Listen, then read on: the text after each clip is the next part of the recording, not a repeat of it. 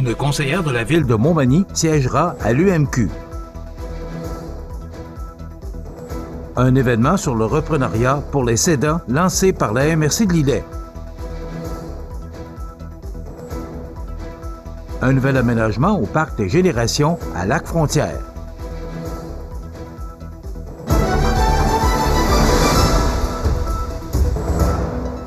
Jeudi 3 octobre 2024. Bonjour, mesdames et messieurs, bienvenue à votre bulletin d'information sur le réseau de télévision CMA-TV.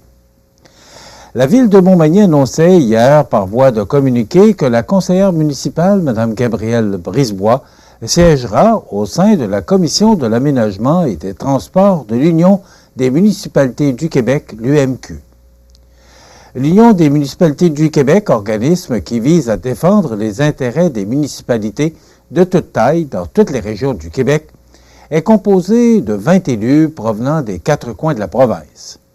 Elle se penche principalement sur l'urbanisme, l'aménagement du territoire, l'agriculture, l'habitation, la mobilité et le transport durable, les infrastructures et les travaux publics, afin d'alimenter les travaux des instances de l'UMQ. Mme Brisebois était visiblement très fière d'obtenir le privilège de siéger à cette commission, puisque son engagement envers le développement durable et l'amélioration des infrastructures de transport ne date pas d'hier. Riche de son expérience des derniers mois, Mme Brisebois a notamment assuré la présidence de l'organisme offrant le service de transport collectif et adapté dans la région, participé activement à l'élaboration du plan de mobilité durable de la ville de Montmagny, qui sera dévoilé prochainement, en plus de s'impliquer au sein de divers comités et événements régionaux et nationaux touchant le transport et la mobilité. La mobilité, tout comme le développement durable, sont des enjeux dont on parle de plus en plus au Québec. Il est toutefois important que la voix des régions soit entendue, et c'est ce que la présence de Gabrielle à cette commission permettra de faire.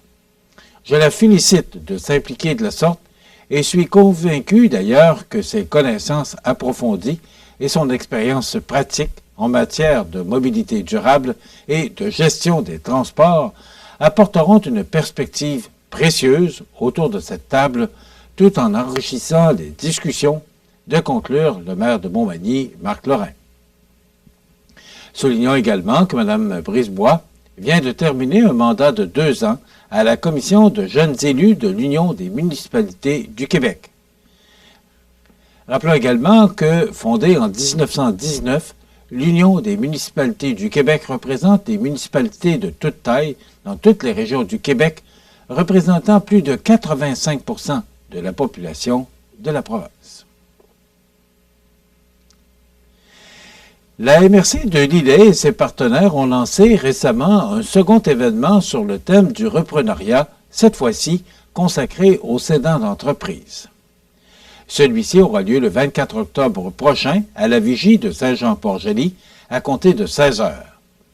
L'équipe du service de développement économique de la MRC de Lillet et ses partenaires invite tous les entrepreneurs intéressés à vendre leur entreprise d'ici les prochaines années ou les 5 prochaines années, à s'y inscrire gratuitement, la date limite d'inscription étant le 22 octobre prochain. Les participants pourront en apprendre davantage sur l'importance de prévoir, en amont, la reprise de leur projet d'affaires afin d'assurer le succès de leur relève. Plusieurs experts du domaine offriront des conférences sur le sujet et seront disponibles pour répondre aux questions spécifiques des personnes présentes. Rappelons-nous qu'un événement entièrement consacré au thème du reprenariat d'entreprise se tenait à la vigie de Saint-Jean-Port-Joli le 26 septembre dernier, aussi sous le thème du reprenariat d'entreprise, mais s'adressant à ce moment-là particulièrement à toute personne intéressée à acquérir une entreprise sur le territoire. Lors de cet événement, et en raison d'une programmation variée, composée de conférences d'experts dans le domaine du reprenariat, les participants pouvaient découvrir les différentes étapes d'acquisition d'une entreprise existante. Excusez-moi. Une période de réseautage était également prévue afin d'encourager les rencontres et les potentiels maillages d'affaires. La mise en œuvre de cet événement, qui se déroulera à nouveau à la Vigie de Saint-Jean-Port-Joli le 22 octobre prochain, et de sa programmation, sont rendus possibles grâce au soutien financier de Desjardins Entreprises, la financière Sun Life, Mallette et le CAE de Montmagny-Lillet. Un nouvel aménagement au Parc des Générations au Lac-Frontière. On vous revient dans 60 secondes. Animalerie Montmagny, on aime vos félins, parfois taquins. Oui, vos chiens, même les coquins. Vos oiseaux qui chantent en duo, c'est pour l'amour des animaux. Animalerie Montmagny, pour l'amour des animaux. Participez à la promotion de CEMA TV et gagnez un panier dégustation d'une valeur de 100 $ offert par le domaine Rite de Cap-Saint-Ignace, Verger et Cidrerie. Pour participer, il suffit de vous inscrire sur le site web de CEMA TV au cematv.ca. Le tirage aura lieu le vendredi 11 octobre prochain, dans l'émission Bonjour Côte-du-Sud vers 8h50. Participez nombreux et dégustez les délicieux produits du domaine Rite de Cap-Saint-Ignace, autocueillette et dégustation sur place. Ces jours-ci, à votre Légion locale, on fait les choses différemment, avec pour mission de soutenir les vétérans, de s'amuser et d'accueillir tout le monde dans nos rangs. Pas besoin d'être un vétéran pour adhérer à la Légion. En tant que membre, vous vous joindrez à des milliers d'autres au service de nos vétérans, nos communautés et notre pays. Et grâce à notre programme Member Perks, vous économiserez des milliers en magasins, au restaurant et sur des produits et services dans tout le pays. Adhérez à la Légion.ca. Vous regardez CEMA TV, le réseau de l'information sur la Côte-du-Sud. Un tout nouveau module de jeu vient de faire son apparition au Parc des Générations dans la municipalité de Lac-Frontière. Ce nouvel aménagement, qui prend la forme d'un train, veut rendre hommage au riche patrimoine ferroviaire de la communauté et a été spécialement conçu pour les enfants âgés de 0 à 12 ans.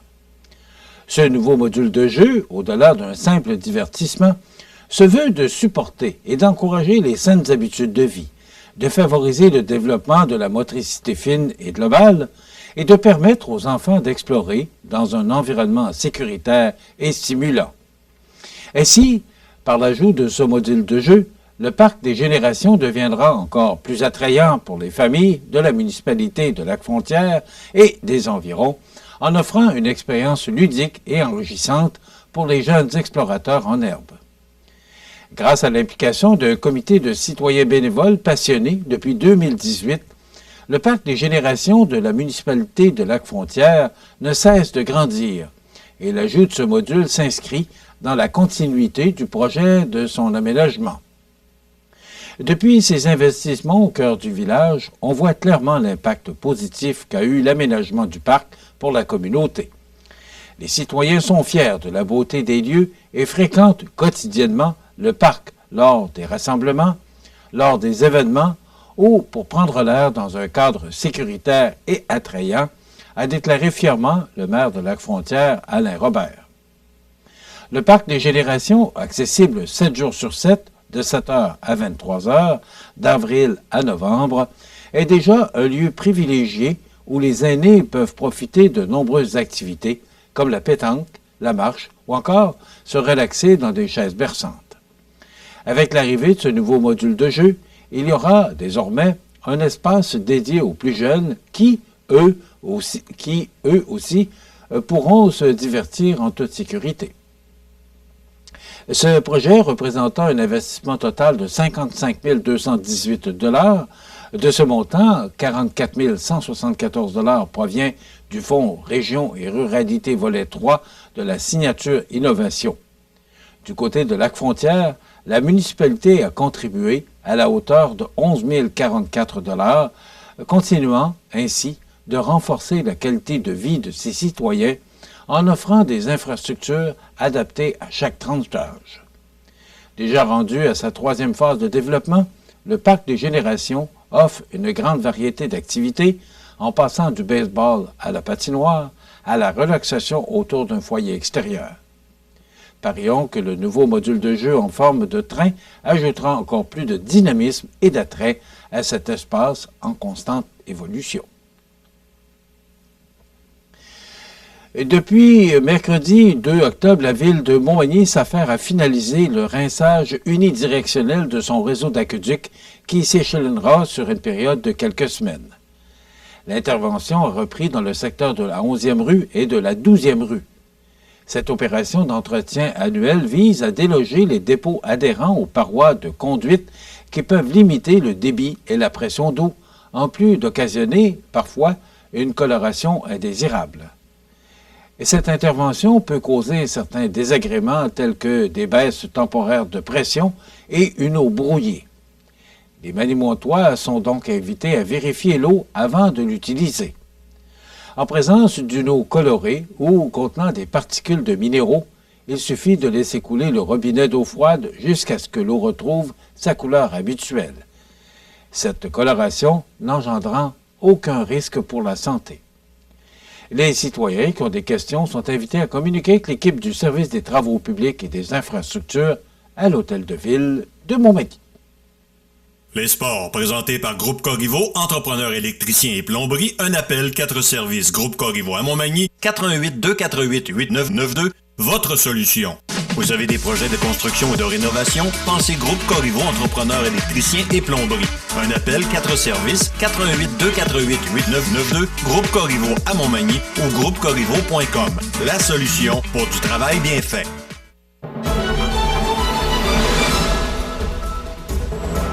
Au sport, c'est mardi matin que les Kings de Los Angeles et Philippe Dallot sont arrivés pour disputer 2 matchs hors concours sur la glace du Centre Vidéotron à Québec. Le premier match de cette courte visite de la Ligue nationale de hockey se déroulera ce soir, alors que les Bruins de Boston seront les visiteurs.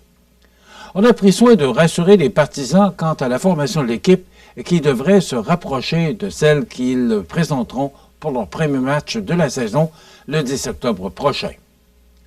Et tel que rapporté par Kevin Dubé du Journal de Québec, la visite des Kings de Los Angeles à Québec constitue la phase 2 du camp d'entraînement des Kings, selon les commentaires de l'entraîneur-chef Jim Heller, la première étant plutôt axée sur l'évaluation et les décisions de personnel. La deuxième phase est une façon de se préparer pour la saison régulière avec une formation presque complétée. Une chose est sûre, ce ne sont pas les amateurs de hockey qui vont s'en plaindre. Lors des derniers passages de la Ligue nationale en ville, des matchs préparatoires du Canadien, les spectateurs avaient souvent dû composer avec des formations dégarnies et composées de plusieurs joueurs de la Ligue américaine de hockey. Du côté de la formation des Bruins de Boston, l'équipe de l'instructeur-chef Jim Montgomery a signé une victoire de 4-1 contre les Flyers de Philadelphie mardi, et ce, grâce à 3 buts sans réplique inscrits au dernier tiers. L'attaquant David Pasterniak semble en excellente forme selon le journaliste de TVA Sport.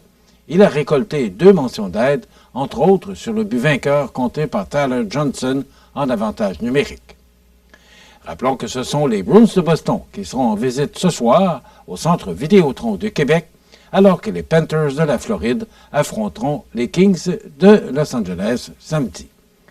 D'autres matchs sont également disputés ce soir dans la Ligue nationale de hockey, alors que Toronto est à Détroit, New Jersey à Philadelphie, Dallas à Saint-Louis, Pittsburgh à Columbus contre les Blue Jackets.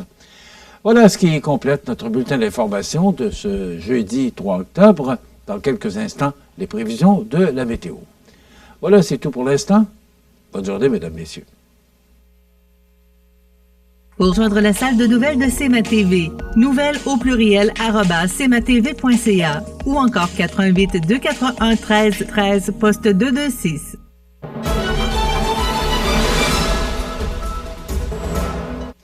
Alors, à la météo, on devait recevoir de la pluie. On n'a pas eu de précipitations, mais c'est quand même très nuageux ce matin. Ça devrait probablement diminuer, pas diminuer, mais les nuages devraient quitter le ciel sud-côtois au cours des prochaines heures, mais ça va s'ennuager à nouveau au cours des prochains jours. Donc, si on regarde l'image de satellite, ben voilà, c'est cette masse nuageuse là, qu'on a actuellement, qu'on connaît depuis très tôt ce matin.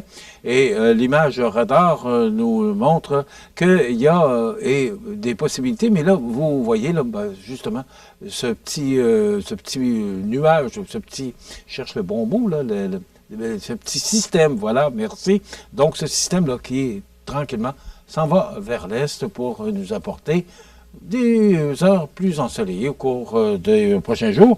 Donc, ça nous donne généralement nuageux et 40% de probabilité d'averse tôt cet avant-midi. Pour ce jeudi, dégagement qui s'amorce au cours des prochaines heures, vent du sud-ouest de 20 km/h, maximum quand même confortable de 19 degrés. Ce soir et la nuit prochaine, un ciel dégagé, vent du sud-ouest de 20 km/h qui deviendront légers au cours de la soirée, minimum de 13. Demain, vendredi, généralement ensoleillé, ennuagement en après-midi avec un maximum de 19. Rien de bien jojo pour samedi, alors qu'on nous prévoit de la pluie intermittente. Ce sera très frais et sous les normales de saison avec 12 degrés. Et c'est à peu près le même scénario pour dimanche, sauf qu'on ne prévoit pas de pluie, mais quand même du temps nuageux avec un maximum frais de 12 degrés. C'est le retour de la pluie pour lundi avec un maximum un petit peu plus doux de 15. Les normales de saison, ce temps-ci de l'année, sont de 12 le jour, 2 la nuit. Le soleil s'est levé à 7h moins quart ce matin et se couchera à 18h16, heure avancée de l'Est. Il fait actuellement 13 degrés à l'extérieur des studios de CMA-TV.